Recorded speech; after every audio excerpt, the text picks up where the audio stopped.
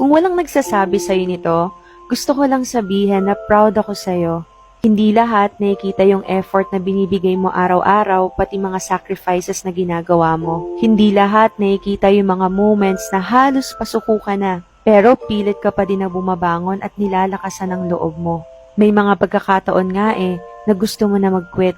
Pero proud ako sa'yo kasi iniisip mo pa rin yung dahilan kung bakit kailangan mong magtuloy-tuloy. Mahirap pero laging kinakaya, and because of that, you are stronger than before. And that makes me really proud of you. Kaya keep going and keep striving. Lahat ng ginagawa mo ngayon, maniwala ka, may malaking kapalit yan later on.